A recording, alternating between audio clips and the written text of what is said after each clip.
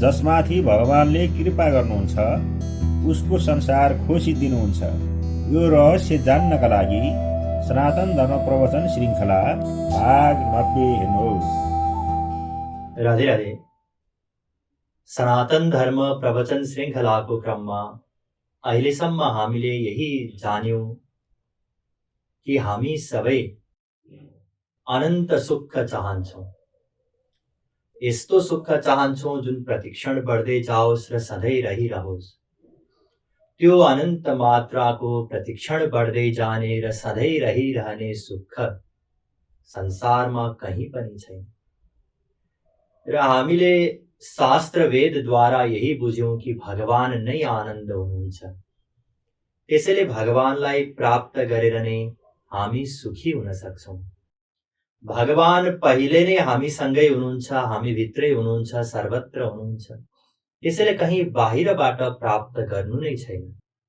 केवल जाने पुग्छ, जान्न साथ भगवान मिल्नुहुन्छ। र भगवान इन्द्रिय मन बुद्धि भन्दा पर भएकाले, भगवान दिव्य भएकाले हामी हाम्रो माइक इन्द्रिय मन बुद्धिद्वारा भगवानलाई जान्न सक्दैनौँ। र वेद शास्त्रले नै यो रहस्य बताए कि जसमाथि भगवानले कृपा गरिदिनुहुन्छ त्यही सौभाग्यशाली जीवले नै भगवानलाई जान्न सक्छ। भगवानको कृपा आपसे आप आकस्मिक रूपमा यसै या कुनै समय आइसकेपछि हुने कुरा होइन। त्यसको निम्ति भगवानको एउटा शर्त छ, जसले त्यो शर्तलाई पूरा गर्छ, पालना गर्छ, उसमाथि भगवानले कृपा गरिदिनुहुन्छ। त्यो शर्तको नाम हो शरणागति, अर्थात् सबैभन्दा पहिले भगवानको शरणमा जानु छ। शरणमा जान साथ भगवानले कृपा गर्नुहुन्छ। र यो शरणागति मनले गर्नुपर्छ। तर अहिले हाम्रो मन संसारी विषयमा आसक्त छ। त्यसैले सबैभन्दा पहिले मनलाई संसारबाट हटाउनुपर्छ, अर्थात् वैराग्य धारण गर्नुपर्छ। वैराग्य भन्नाले न त राग हुनु, न त द्वेष हुनु, न त राग द्वेष रहित अवस्थाको अहंकार नै हुनु। र वैराग्य प्राप्तिको निम्ति संसारको स्वरूपको ज्ञान अनिवार्य छ। सबैभन्दा पहिले संसारको स्वरूपको बारेमा चिन्तन मनन गरेर यो निश्चयमा पुग्नु छ कि संसारमा कहीँ पनि सुख छैन। र कयौं दिनदेखि हामीले यही बुझ्ने प्रयत्न गर्यौं। संसारी कुनै पनि यस्तो विषय छैन जुन विषयबाट सबैलाई सुख मिलोस् र सधैँका लागि सुख मिलोस्। त्यसैले हामी यो निश्चय गर्न सक्छौं तर्कद्वारा कि कुनै पनि संसारी विषयमा हामीले खोजेको सुख छैन। जुन सुखको अनुभूति हामीलाई मिल्छ संसारी विषयबाट, त्यो हामीले मानेको भएर हाम्रो आसक्तिको कारणले गर्दा नै हामीलाई मिल्ने हो। जसरी कुकुरलाई हड्डीबाट सुख मिल्छ, बालकलाई अंगूठा चुस्दाखेरि त्यसको आफ्नै र्याल पान गर्दा सुख मिलेको ठान्दछ, त्यसै गरी संसारमा हाम्रो आसक्ति भएको कारणले गर्दा हामीलाई सुख मिलेको जस्तो लाग्छ। वास्तवमा संसारमा सुख छैन। संसारी विषय प्राप्तिको सबै अवस्थामा दुःख नै दुःख छ। प्राप्त गर्नको निम्ति जुन साधन गर्नुपर्छ त्यसमा पनि दुःख छ। प्राप्त भइसकेपछि त्यसको रक्षाको निम्ति र त्यस नष्ट होला भन्ने डरको कारणले गर्दा पनि दुःख नै मिल्छ। र केही गरी नष्ट भयो भने फेरि दुःख नै दुःख मिल्छ। र हामीले यस अघि बुझ्यौं हिजो कि संसारी वैभव साधकको निम्ति बाधक हो। जति संसारी वैभव प्राप्त हुन्छ त्यति नै अनेक प्रकारका रोगहरू उत्पन्न हुन्छन्। र ती रोगहरूलाई मानस रोग भनिन्छ। ध्यान दिनुस्, संसारी वैभव प्राप्त भयो भने अनेक प्रकारका मानस रोगहरू लाग्दछन्। मानस रोग भन्नाले मन बुद्धिका रोग। र यी रोग यस्ता हुन् कि व्यक्तिलाई थाहै हुँदैन, उसले थाहै पाउँदैन कि मलाई मानस रोग लागेको छ भनेर। भित्रभित्रै रोग हुन्छन्, तर उसले जान्न प्रयत्न गर्यो भने उसलाई थाहा हुँदैन। एउटा सुन्दर स्त्री अथवा पुरुषले के मलाई सुन्दरताको अहंकार छ र भनेर सोध्यो भने छैन भन्ने उत्तर आउँछ नि। एउटा धनी व्यक्तिले के म लोभी छु र अथवा मलाई धनको अभिमान छ र म क्रोधी छु र भनेर आफैले प्रश्न गर्यो भने छैन त यार, यही उत्तर आउँछ। हेर्नुस्, मानस रोगले युक्त बुद्धिलाई सोधेर कसरी कसैले थाहा पाउन सक्छ? बुद्धिले आफ्नै विपरीत कसरी निर्णय दिन सक्छ र? त्यसैले कसैलाई पनि मानस रोग लागेको छ भन्ने नै थाहा हुँदैन। र यी मानस रोग अनेक प्रकारका छन्। तुलसीदासजी महाराजले रामचरितमानसमा अनेकौं मानस रोगहरूको निरूपण गर्नुभएको छ। उहाँ भन्नुहुन्छ, काम बात कफ लोभ अपारा, क्रोध पित्त नित छाती जारा। अर्थात यी काम, क्रोध र लोभ यी यस्ता रोग हुन् जसरी शरीरमा बात, कफ र पित्तको गडबडीले गर्दा अनेक समस्या उत्पन्न हुन्छन्, त्यसै गरी काम, क्रोध र लोभले गर्दा अनेक प्रकारका मानस रोगहरू लाग्दछन्। प्रीति करहि जो तीनि उभाई, उपजै सन्यपात दुखदाई।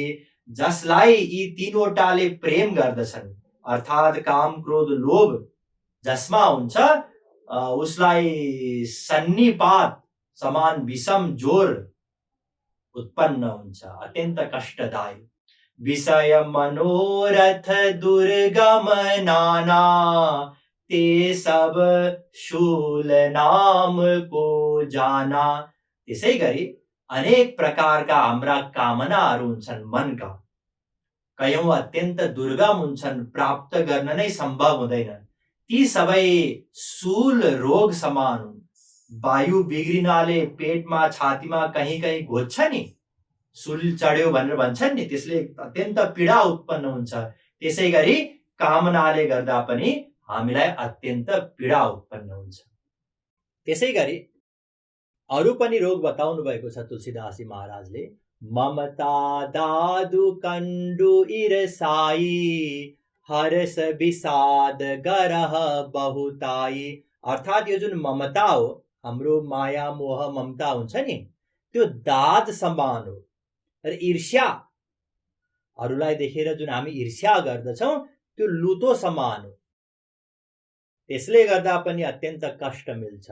र सानो तिनो चीजमा विषय प्राप्त हुँदा हर्ष र त्यो विषय प्राप्त नहुँदा विषाद हुन्छ। त्यो घाँटीमा आउने अनेक प्रकारका गलगाड जस्ता रोगहरू। पर सुख देखि जरनी सोई छई, कुष्ठ दुष्टता मन कुटिलाई। अरूको सुखलाई देखेर जुन भित्र हामी जल्दछौं, हेर्नुस्, वास्तवमा व्यक्ति आफ्नो दुःखले भन्दा पनि अरूको सुखले दुखी हुन्छ। आजको दिनमा हामी सबैजना कुनै बेलाका राजा भन्दा पनि सुखी छौं। पहिले पहिलेका राजाहरू पनि कहीँ जानु पर्यो भने घोडा चढेर जानु पर्थ्यो, कष्ट हुन्थ्यो। हिजो आज साधारण व्यक्ति पनि बस चढेर जान सक्छन्, आरामदायी त्यहाँ सीट हुन्छ। एक दिनको मजदुरीमा नै यति पैसा कमाउँछन् कि यहाँदेखि घरसम्म जान सक्छन् बस चढेर। कुरा गर्न सक्छौं फोनमा, अत्यन्त कोमल आरामदायी वस्त्र लगाउन सक्छौं। पहिले पहिले जतिसुकै धनी भए पनि कहाँ राम्रो वस्त्र हुन्थ्यो र? अनेक प्रकारका बहुव्यञ्जन खान सक्छौं, पहिले यस प्रकारका व्यञ्जनहरू थिएनन्। अर्थात आजको दिनमा साधारण भन्दा साधारण व्यक्तिले पनि पहिले पहिले राजा महाराजाले जुन ऐश्वर्य सुखको भोग गर्थे, त्योभन्दा बढी सुख भोग गर्दछन्। त्यसैले हामी सुखी छौं पहिलेका राजा महाराजा भन्दा। तर हामी अर्काको दुःखले गर्दा, अर्काको सुखले गर्दा दुखी छौं। उसको 4 तले घर छ, मेरो 1 तले मात्रै छ। उसको छोरा विदेशमा छ, मेरो छोरा यही छ, साधारण काम गर्छ। यस प्रकारले अरूको सुखलाई देखेर जुन ईर्ष्या उत्पन्न हुन्छ, जलन हुन्छ भित्र, त्यो क्षय रोग समान हो, जसले हाम्रो आफ्नो अहिले वर्तमान संसारी सुखलाई पनि नष्ट गराइदिन्छ। र जुन दुष्टता हो र मनमा अनेक प्रकारका कुटिलता हुन्छन्, त्यो कुष्ठ रोग समान हो। अहंकार अति दुखद डमरुआ, दंभ कपट मद मान नेहरुआ। अहंकार जुन हो, अभिमान, त्यो गठिया रोग समान हो। त्यसै गरी दम्भ, कपट, मद, मान यी नशाका रोगहरू समान हुन्, जसले गर्दा हिँड्न डुल्न पनि अत्यन्त कठिन हुन्छ। तृष्णा उदर वृद्धि अति भारी, त्रिविध ईसना तरुण तिजारी। यो जुन तृष्णा हो, अझै प्राप्त गरौँ, अझै संग्रह गरौँ, यो उदर वृद्धि रोग समान हो। यो सधैँ बढेको बढे हुन्छ र दुःख दिन्छ। त्यसै गरी जुन 3 प्रकारका कामना हुन्, पुत्रको निम्ति, धनको निम्ति, स्त्रीको निम्ति अथवा मान सम्मानको निम्ति, यी तिजारी समान हुन्। तिजारी भन्नाले हरेक 3-3 दिन पछि आउने ज्वरोलाई तिजारी भनिन्छ। र यी 3 प्रकारका जुन इच्छा हुन्, ती इच्छाले गर्दा व्यक्ति अत्यन्त दुखी हुन्छन्।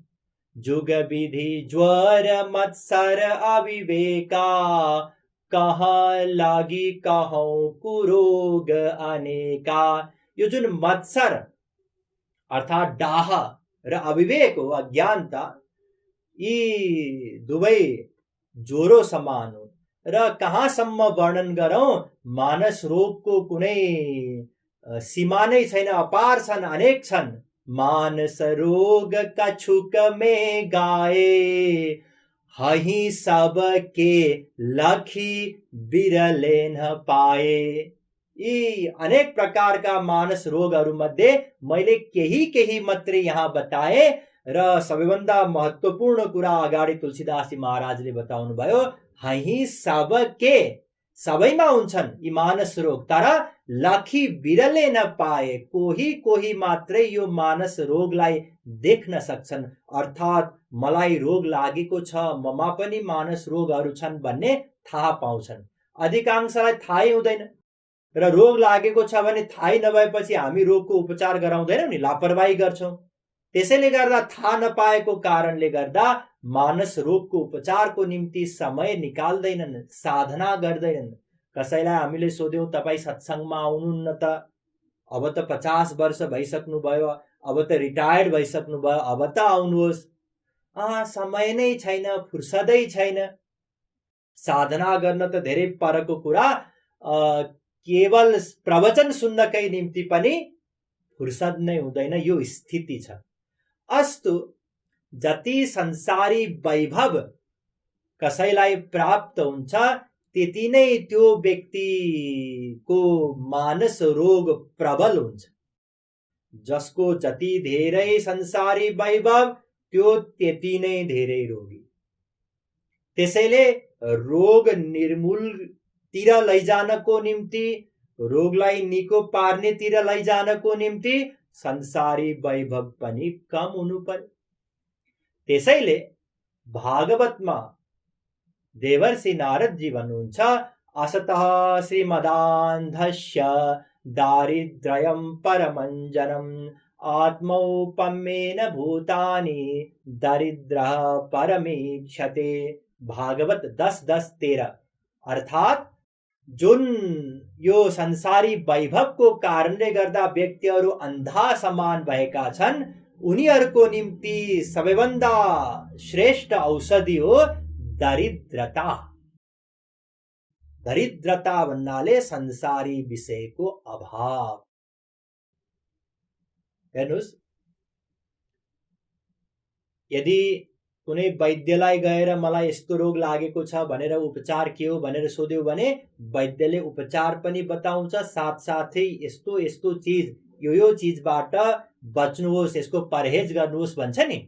त्यसै गरी भगवानको भक्ति पनि गर्नु छ, औषधि, र साथमा परहेज पनि गर्नु छ, संसारी वैभवबाट टाढा राख्नु छ।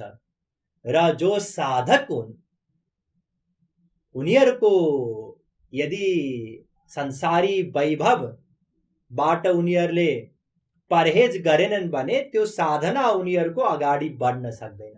त्यसैले भगवान भन्नुहुन्छ तम भ्रंशयामि सम्पद्भ्यो येस्य चेच्छाम्यनुग्रहम्।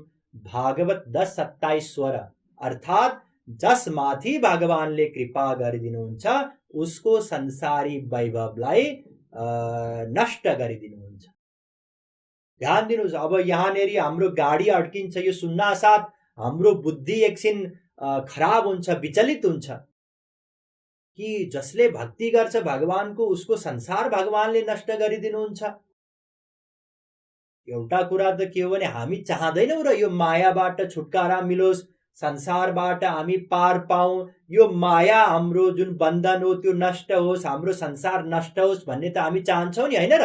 चाहन त चाहन्छौँ, तर सुन्दाखेरि कस्तो अर्कै लाग्यो, अत्यन्त खराब लाग्यो कि भगवानले हाम्रो संसार नष्ट गरिदिनुहुन्छ। हामी त यो मान्दै आइरहेका थियौँ कि सुख सम्पत्ति घर आवे कष्ट मिटे तन का।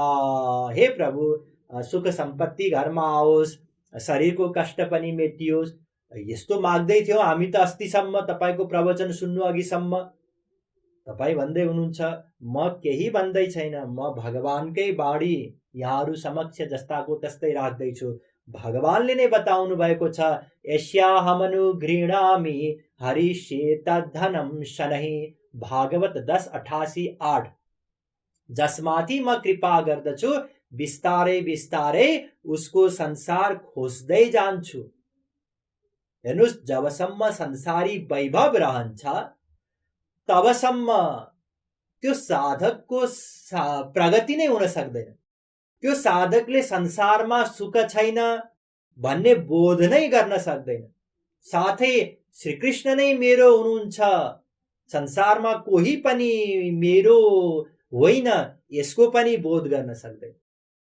जबसम्म संसारी वैभव रहन्छ तबसम्म केही न केही संसारी सुखको विषय त रहन्छन् नै, र त्यो विषयको भोग गर्दाखेरि सीमित भए पनि सुख उसलाई मिल्छ।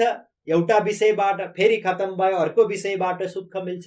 त्यसैले संसारमा सुख छैन भन्ने उसलाई बोध नै हुन सक्दैन। त्यसैगरी जबसम्म संसारी वैभव रहन्छ, धन प्रतिष्ठा रहन्छ, तबसम्म सब व्यक्तिहरू उसलाई घेरिरहन्छन्, सबै उसको अनुकूल व्यवहार गर्छन्। उसले गलत नै बतायो कुनै कुरा भने उसको होमा हो मिलाइदिन्छन्, हो हजुर हजुर एकदम सही भन्नुभयो। गलत कुराको पनि उनीहरू सपोर्ट गर्दछन्, किन? त्यो वैभवको कारणले गर्दा। र जब उसको वैभव समाप्त हुन्छ, जसले उसलाई घेरिरहने गर्थे ती सबै बिस्तारै आपसे आप टाढा हुन्छन्। अब बोलाउँदाखेरि पनि आउँदैन। तपाईँ त पहिले मेरो घरमै चक्कर लगाइरहनुहुन्थ्यो, बिना कारण नै दिनभरि बस्नुहुन्थ्यो। उसले भन्छ म तपाईको निम्ति बसेको होइन, मेरो आफ्नै कुनै स्वार्थ थियो, त्यो स्वार्थको निम्ति बसेको हुँ। हेर्नुस्, एउटा रुखमा जब फल लाग्छ तब पक्षीहरू नबोलाइकिन आउँछन्, फल खान्छन्, फल समाप्त हुन्छ, त्यसपछि पंक्षीहरू जान्छन्। वृक्षं क्षीण फलं त्यजन्ति विहगाः शुष्कं सरः सारसाः निर्द्रव्यं पुरुखं त्यजन्ति गणिका भ्रष्टं नृपं मन्त्रिणः पुष्पं पर्युषितं त्यजन्ति मधुपाः दग्धं वनान्तं मृगाः सर्वः कार्यवशात् जनो हि रमते कस्यास्ति को वल्लभः। गरुड़ पुराण 1:109।